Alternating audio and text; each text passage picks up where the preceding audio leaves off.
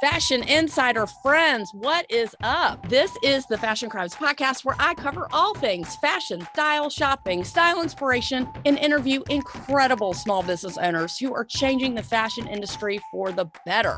Yes, I'm the best friend you never knew you needed and the poster child for fashion over 40, and I mean way after 40. Say it with me, fashion and style are your friends, not your enemies. I'm Holly Katz, your favorite personal stylist, and let's keep it real, the only Holly you need to know. Turn it up, because I got a lot to say, and I am super stoked you're here. What is up, fashion besties? I am back, your favorite Holly, the hostess with the mostest, and your favorite personal stylist, as always, duh. I have a special guest today, someone I found who felt sorry for me and said, sure, you can interview me. But before we get to the interview, I just want to say, I hope you went back and listened to the episode on the color analysis. And I'm looking it up now because I can't remember what. Oh, here it is. Episode 165, color analysis trend, yay or nay. And because I had my opinion on it, I wanted somebody with a counter opinion, somebody to speak to the other side of color analysis. So I found this brilliant young woman. She is a personal, commercial, and fashion wardrobe stylist from California. But I want to make sure that everybody understands, if y'all haven't bought my book yet, I'm going to find you because I'm going to get mad. Stop Making These Fashion Mistakes is out on Amazon. It is #1 under the style and fashion category for now until somebody writes another book. And then that is #1. So keep me at #1. Make sure you write me a review. Please send it to somebody you love who needs fashion help, because don't we all know somebody where you're looking at her and thinking to yourself, girl, no. Okay. Anyway, back to our regularly scheduled programming. I want to take a huge welcome, applause, mazel tov, congratulations to me for landing Abby Young to the show. Welcome, Abby. Hello. Hi, Holly. I'm so excited to be here. Thank you for having me. Abby, I found you because you're fabulous, duh. And second of all, I did this huge color analysis thing because everybody's talking about it on TikTok. WWD, the publication, asked me to comment on it, and I did comment, and I said my piece on that. If y'all have not seen the article, please let me know. Amy's going to plug it in the show notes. It's going to be great. It was a great article. But Abby, let's start from the beginning. I want you to tell us a little bit about you. I think it's totally fucking hilarious that you were an 8th grade teacher and now you're like, yeah, I don't want to do that anymore. So please tell us your story. Yes. Oh my gosh. So I am from the Midwest originally, and now I'm in Silicon Valley serving clients all along the West Coast, Washington, SoCal, Arizona, Mexico City, even. And as many of you can imagine, it takes a lot of patience to be a middle school teacher, let alone an 8th grade teacher. And I loved what I did. I love teaching, but my passion for fashion kept popping up. So my students would say, Miss Young, I've never seen you repeat an outfit, or it looks like you're walking down the runway every day, which was the aisle of desks. So after 6 years of teaching, I knew that I couldn't give up on my dream to be a fashion stylist. So I made the pivot, made the move, and now I've been a stylist for 4 years now out in California. I love that journey for you because, let's be honest, you're probably too hot to be an 8th grade teacher. I'm just saying, okay? Not that 8th grade teachers can't be hot, okay? I want to be very clear about that. Because when we went, so we're Jews, so we went to services in New York, and the rabbi came out at the Central Synagogue, Rabbi Lisa, and I almost fell over. She was so gorgeous. And I went up to her after the service and I said, I don't want to be rude, but you're the prettiest rabbi I've ever seen. I'm not saying rabbis can't be pretty. Okay. Yeah. I'm not saying that, but you are gorgeous. She's like, oh my God, you're so sweet. And I was like, I just have never seen a non-homely rabbi. It was amazing. Anyway, back to you. That's so cute. I love that. Oh my gosh. Yeah, I love what I do. I'm living my dream in the Bay Area. I serve 6 and 7-figure professionals to achieve a powerful, elevated self-image through the power of their wardrobe and help curate stylish and modern brand images for companies at any level. So I'm very excited to talk all things color because I think it really plays a huge part into making someone feel very confident in their self-image. I mean, that was so valuable what you just said. That you just like knocked me over on minute 4. Okay. Wow. That was incredible. Talk about the difference between, and I can comment to this because I lived in New York for a very long time and now I live in the South. Let's be honest. Tell us the difference about how women dress in Minnesota and to where they dress in Southern California. Please tell us the difference. Yes. Oh my goodness. I mean, Midwest. Wow. I mean, when I knew I wanted to go into fashion styling, I knew that I could not stay in the Midwest, in Minnesota. I mean, Minneapolis and St. Paul, like they are trendy cities. They are cool. Sure. But I knew for fashion, I had to make the move to go to New York or California. Europe, I feel like sets the trends and then the trends trickle into the coasts and then the Midwest gets it after. But in Minnesota, I would say very relaxed. If you're in the city, then it tends to be a little bit more hipster. But for me, I love the beach. My favorite seasons are spring and summer. So I'm like, I knew I needed to be in California with the beach and just to have that relaxed bohemian style. My favorite era is the 70s. So California felt so natural for that. But what I will say, specifically living in Silicon Valley, like this is the heart of tech.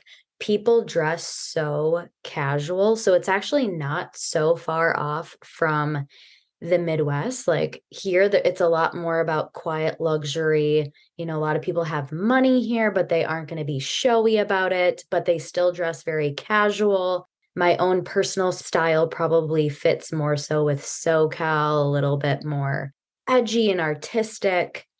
So my goal here is to inspire people to have a greater style and really see how it can affect you in a positive way if you care about how you dress and feel and look. And I think that's key because a lot of people don't care or a lot of people don't place the value on that because it's not that important to them. And that is your choice. I always say you don't have to, your image doesn't have to be the most important thing in your life, but it needs to be up there with, top 10. Otherwise, you're out of the game. And if you're out of the game, you just can't play and you're either in it or you're not. So I totally resonate with that. And the fashion besties, who I call my lovely listeners, they resonate with that too, because they are in the game. They're ready to get in the game. They're tired of being out of the game, right? Exactly. What you wear can affect you mentally so much. I was just talking to a local like luxury purse designer here in the Bay this morning, and she specifically curated and designed these purses to help moms like get back in the style game. Like just because you have kids and you're running around doesn't mean you need to give up on yourself. Throw on this cute little luxury fanny pack and elevate your style, even if you're wearing athleisure. And it just can make such a difference in how you feel and how you portray yourself to others then. So tell us how you work with clients and how color plays into that. Now, you weren't alive in the 80s. Not mad at you for that. Okay. We grew up in the 80s. All the fashion besties grew up in the 70s and the 80s because we are fashion over 40, way over 40 is what I like to say. But when it first came out, it was something that an image consultant did. And an image consultant was a person who you could work with, who would tell you your colors, wear this, don't wear that. And that was supposed to lead you down the road of style, that everything was okay. And as long as you stuck to those colors, it was a foolproof plan. And I'm just generalizing. I know that it was more than that, but that is, for someone who is not in the fashion world, that's pretty much what it was. So you either did your colors or you didn't. And if you did, you were one of these four things. And if you strayed from that, that was bad. If you stuck with that, that was good. So now I think it's a little bit different for your generation, because our generation is left with that stigma like, okay, well, I'm an autumn, so that means I can never wear this and I can never wear that. And I have come up with a little formula that I hope as a style sister you would agree with, that we don't shop for color. We shop for fit, and then we see what colors it comes in and what colors speak to you, but we don't shop for color because then the fit's all wrong. So tell us how you guide clients, tell us why it's important, and sort of lead us through somebody who doesn't understand or somebody you're working with for the first time.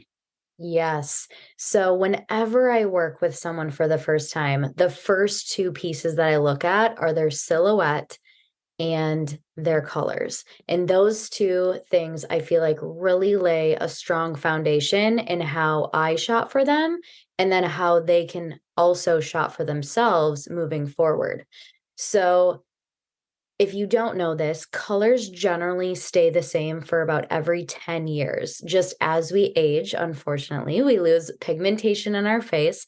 So sometimes the hue or the intensity of a color might change. Like if a dark brown looked good in your 30s, it might be a medium chocolate brown that looks better when you're 60.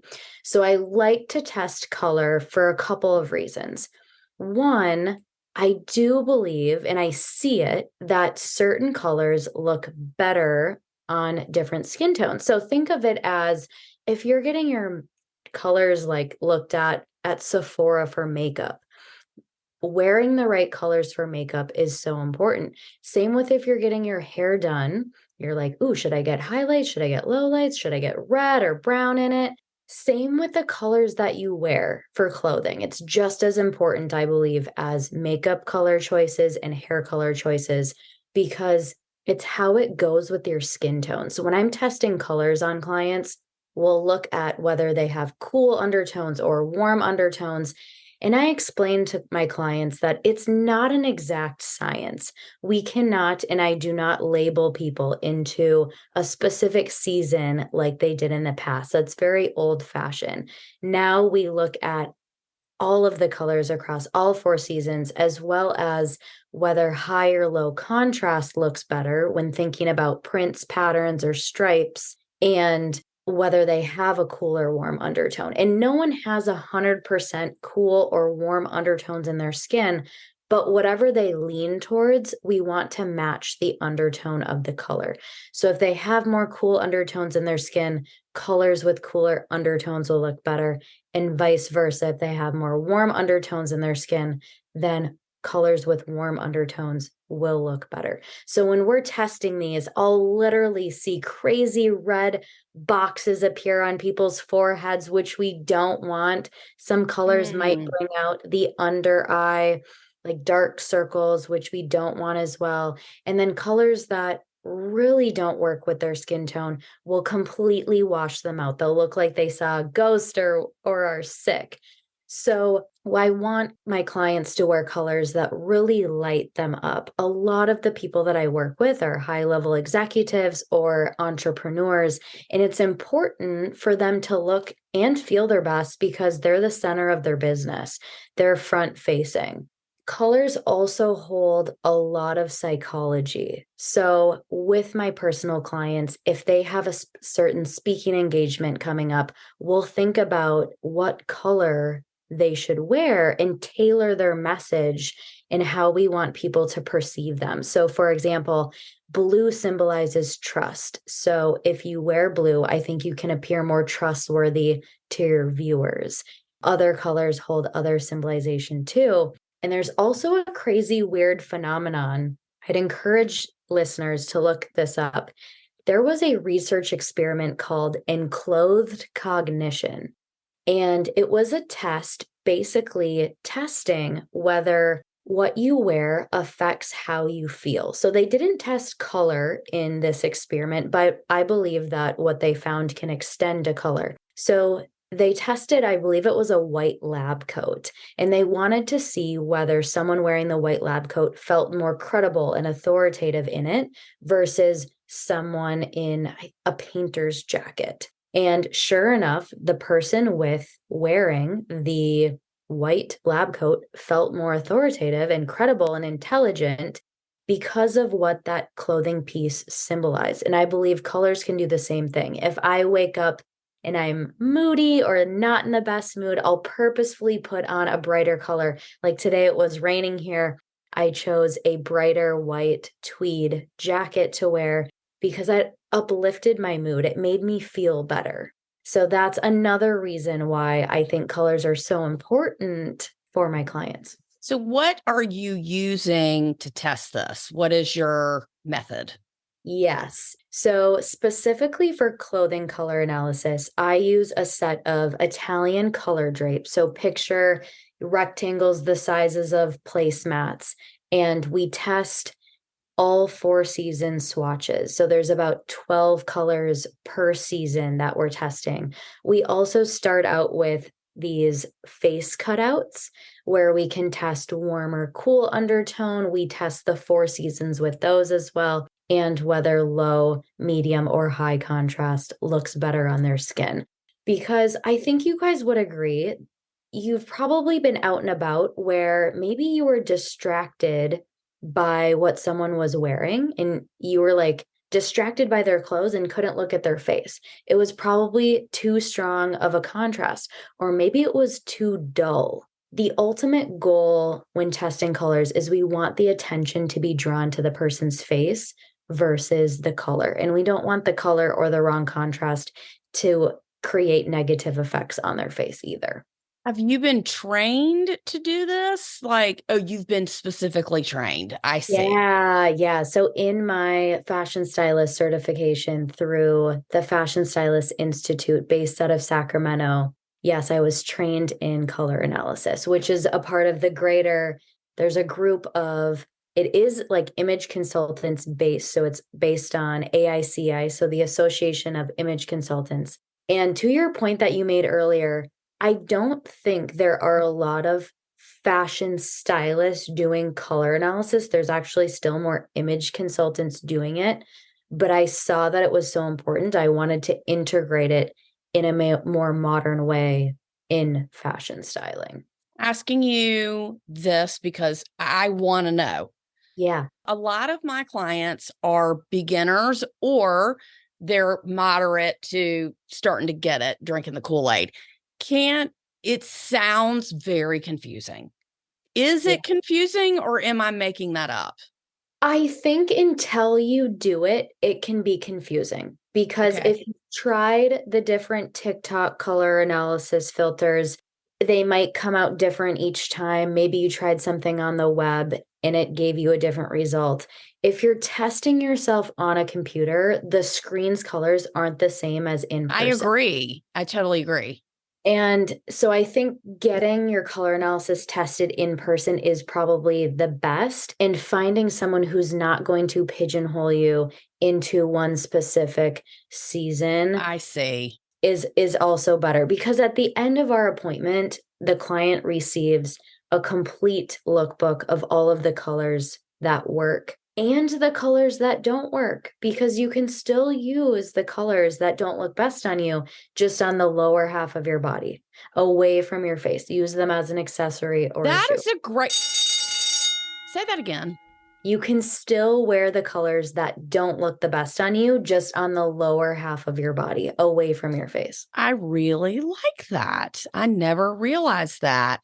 It just feels like it's a lot for someone who is maybe just starting their fashion journey or who's struggling to find fit. But again, you're saying it just can't be ignored, right?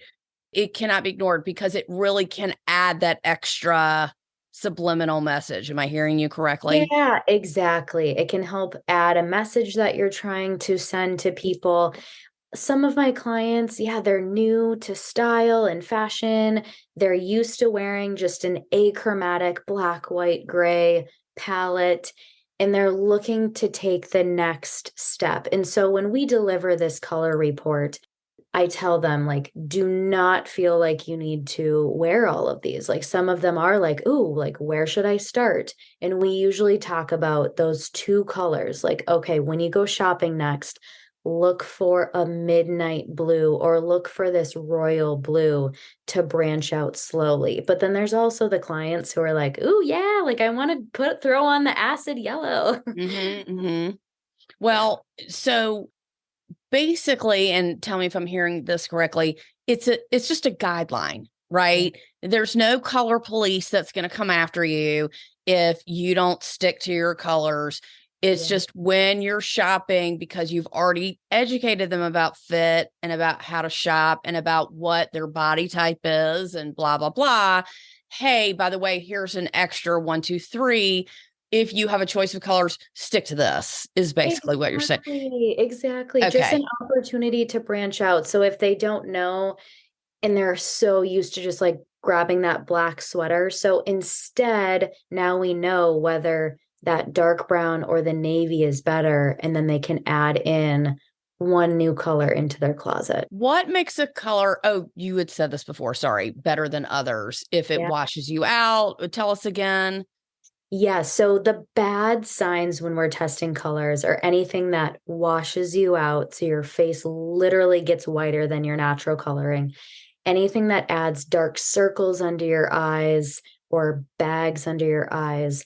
We want to avoid anything that causes splotchiness. So if your skin tone all of a sudden looks uneven, maybe you have red lines or even red splotches appear, red boxes or golden highlights, we want to avoid that as well.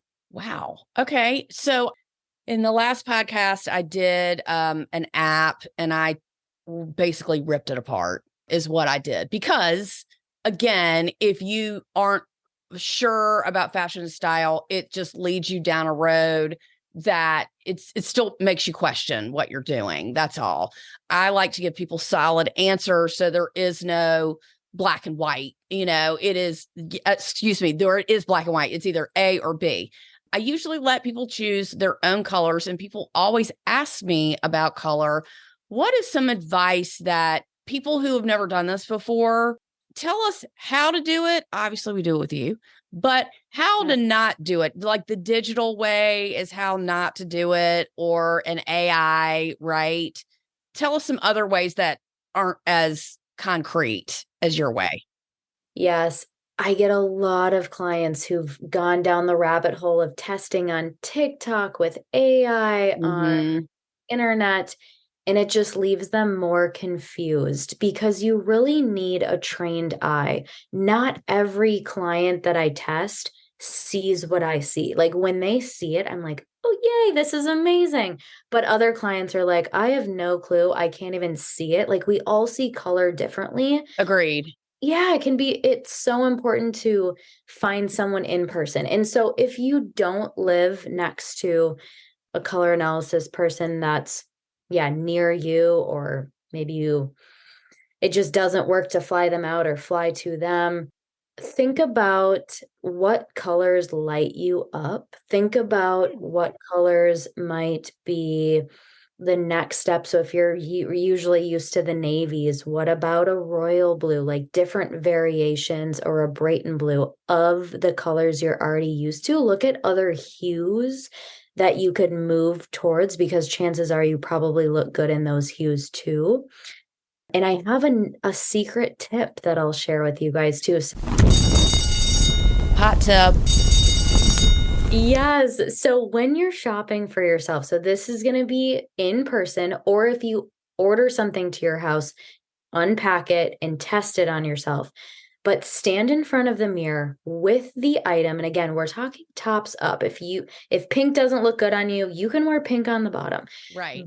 If we're testing a new color that you've never worn, stand in front of the mirror, hold the top up on you, close your eyes, and then when you open your eyes, watch where your eyes go first. So do your eyes go to your face first, or do your eyes go to the shirt first? If your eyes go to your face first, that's a great sign that your face is taking the attention, it's holding its natural coloring. Because we want the viewer's eyes to go to your face. If your eyes go to that shirt first, that color is the wrong color. It might be too low of a contrast, too high of a contrast, or just the wrong color in general. So then I would say encourage you not to wear it. Okay. So I would like to ask about people that are, I don't want to say afraid to branch out, but who are stuck. And I always wear black. I always wear this because I see that a lot, especially with people with body issues or they think they have body issues. How do you break someone of that? Do you just, I mean, I know it's probably baby steps, but how do you deal with that? Yes. I tend to stick with the winter palette. Across the board, the winter jewel tones, so think like sapphire and emerald and ruby, all of those jewel tones are a part of our cool, deep, rich winter palette. And those colors are the most versatile across all skin tones. So if you can't get tested for colors, then look at those winter colors, like Google the winter palette, see what you're gravitating towards, and try one of those colors. A lot of people are on Zoom for work these days. Winter colors show up the best on camera as well. So it's a win-win. If you want a new top and you're worried about what might look good, go for a winter color. And if you're going to be on Zoom for work, wear a winter color there too. So you don't have to wear black all the time to be slim, right? You really don't. That doesn't necessarily, it might make you feel better, but it's not necessarily making you look slimmer is your argument, correct? Black, because black absorbs light, it does have that effect, like making you look slimmer, but there's a lot of other colors that can do that too, like midnight navy, dark chocolate. Some of my clients that I've tested, black is actually not one of their best colors. And I'm so glad that we tested them because they should really be targeting midnight, navy blue and dark chocolate as the best colors for them. Let's go back. You were talking about undertones. Can you explain a little bit about saturation and undertone, please? Yes, yes. So some of you guys might have experienced this when figuring out which color jewelry to wear. So like gold or silver, maybe you're at like a little jewelry party and they tested your undertones. So it's similar to that where we're testing whether a warm based color, think of your gold jewelry, looks better, or a cool based color, think of silver jewelry, looks better.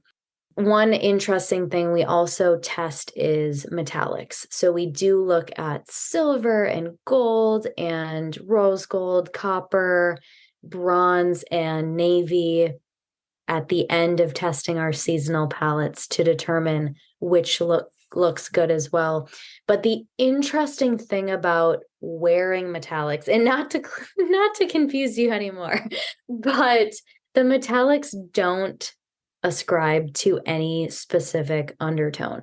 So what's really interesting, and this might be good for you guys to hear too, is if you have cool undertones, you'd probably automatically assume silver jewelry is going to look better. But sometimes that's not the case. Sometimes it's actually gold. So having your metallics in jewelry tested is going to be another beneficial tool as well. So you can't automatically assume just because you have warm undertones, gold is going to be better on you. It might just be too much for your skin. Is it rude? I mean, because this is a safe space. Yeah. Is it rude to ask you how much you don't have to tell us what you charge, but what is a typical color analysis testing process? How much is that going to run us? Yeah, typical color analysis is around 300. And how long is it an hour? Is it a 2 hours? Yeah, the color analysis process is about 30 to 45 minutes. And then clients receive their color analysis report anywhere from a week to 2 weeks later. And so is it when you give, like, say if I did it and Yeah. I get my report, do you still help me or does our relationship end there? It all depends on what the client wants. So if I the see. client specifically just wants color analysis, or maybe they just want to try us out, or some clients are comfortable doing their own closet edit or their own shopping, then they'll use it as a guide.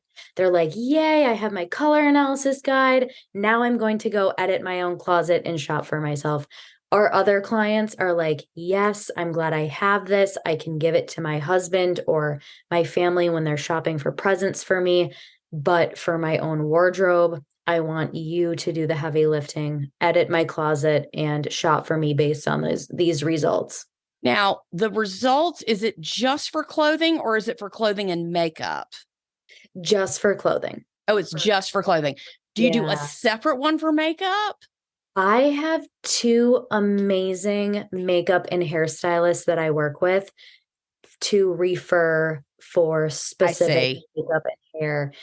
At least like 2 to 3 times a year, we have these special color analysis days where we'll have all three of us in.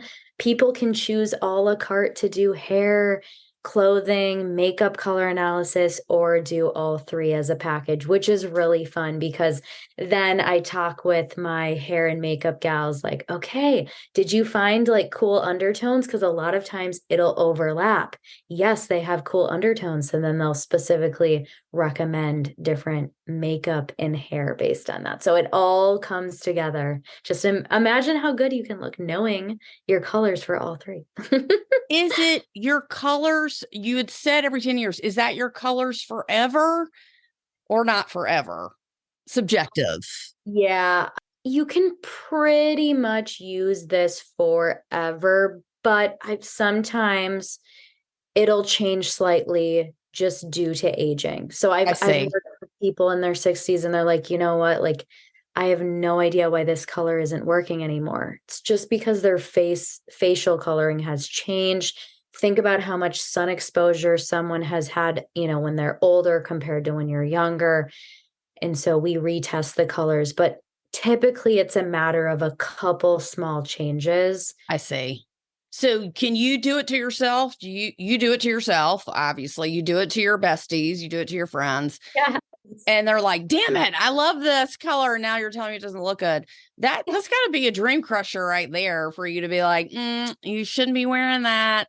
But again, it is just a guideline, as any style advice is, or makeup advice or hair advice. It's just really popular because this generation has not heard of it before. And it used to be super in and the it trend, and then it just died. And I'd also said in my article, I don't know why it died. Maybe it was the rise of the punk movement. Maybe it was the rise of fast fashion. There could have been a million things of why it just sort of fell out of style per se. But now it's back, and it certainly can't hurt if you want to do it, right? But it's it's not hard and fast where you're gonna, the style police is gonna come arrest you if you're not wearing the right colors. It's really just to help you take that next step. And correct me if I'm wrong, if you're a super detailed type A analytical person, I think this is for you, right? Yes, I 100% agree. And it has happened where I'm doing a closet edit with someone, we're editing out the colors that we just tested that don't work, and they're like, "I just bought this." Right. Again, I'm like, "Don't worry, like I'm not the fashion police." Yeah. And there's ways to play with it. Throw a vest over that Yeah. color, throw a scarf over it to minimize its effect on your face. Generally, the people that are looking at you aren't going to be like, oh my God, what are they wearing? That's the wrong color for them. But the flip side, when you are wearing a color that looks really good on you, people will notice. So I think it Agreed. has more positive effects than negative. I think this has been very helpful and very informative. I would love to do it, but you're in California. So the next time I'm in California, I will hire you to do it for me. Yes. Because I don't think, and I stand by this, that an app is good enough. I think sure, it could probably lead you in the right direction, but you have to, if you want to take your car engine apart and read how to put it back together, go for it. Right. But I'm not that kind of person. And I don't want to guess. I don't want to read about it. And I certainly don't want to take 4 hours out of my life to fucking figure it out how to do it. I want you to tell me in my training, in my professional opinion, this is what I would do if I had your skin tone, your eye color, blah, blah, blah, blah, blah. And I can take that and use it or not. It's really what it is. You pay for it to have the knowledge and you hope that it is true. And I'm assuming that it would be, but I think it's a really nice thing to do. I do stand corrected, fashion besties, but my stipulation and my hard line is do not do it as an app. Hire someone like Abby in your area. You can certainly call her or email her and say, hey, I live in Paducah, Kentucky, or whatever, who's the closest person. I have people call me all the time because I'm like, I yell at people about bras, about getting the right bra. And then people are like, I live so-and-so, where do I go? And I'm like looking up places, for them to go. So I totally get it. But anyway, how can we find you? Thank you so much. Yes, find me, follow me on Instagram, Abby Young Styling. My website is the same, abbyyoungstyling.com. If you go to my website, check me out, download my free style guide. Oh, I love that. Some tips and tricks on what to wear for specific events. I love that. Thank you so much. Leave us with, and I'm sure you're on Instagram, Facebook, all that. And leave us with like a truth bomb, a fashion mantra, a style mantra. Mine is you must elevate your style with your age, because if you don't, then you're stuck. What is your mantra that you tell people? Oh, I love that. My mantra is at the end of the day, or when in doubt on what to wear something that brings you confidence. Whether you are sure or not that it looks good or it's the right color, wear something that you feel confident in when you leave the house, because mentally you'll feel more confident and people will see that. So even if it's the wrong outfit, if you can rock it with confidence, it'll look good. Love that. We've had such a joyous time talking to you, Abby. You're so full of information and you're such an important stylist. And thank you for the work that you do and the women that you do help. I hope that you will come back again and enlighten us on the Fashion Crimes podcast about something else that we don't know about, because just like myself and all the fashion besties, we are learning, and I'm never here to say that I certainly know everything about fashion and style. So I love learning from people like you about what we don't know and what we can improve on. And I'm certainly wearing a dress that is very colorful. Should I be wearing this color? I don't know. She'll tell me. Oh, she just gave me a thumbs up. So I really love this dress. I get a lot of compliments on it, but I do love color, but I do wear a lot of black. Let's be honest, because I just do. But anyway, Abby Young, thank you so much. Please follow her on Instagram. Make sure you download her free style guide. We are now Style Sisters, and she is part of the Fashion Bestie crew.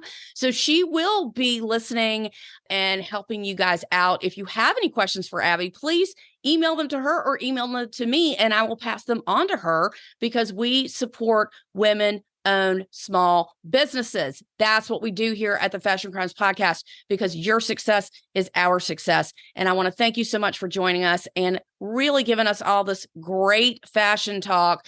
As long as you'll come back, I'll let you go. Yes. Thank you so much for having me. Yes, I'd be so happy to be back. Thank you. Thank you so much, Abby Young Styling. We really appreciate it. Make sure you sign up for our newsletter. Check us out on Instagram and Facebook. Email me. I have so many people that have been emailing me. I have so many shout outs. That's going to be on the podcast next week.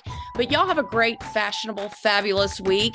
And thank you so much again to Abby Young, style and color expert, for joining us. Y'all take care and make sure you hit me up. Bye.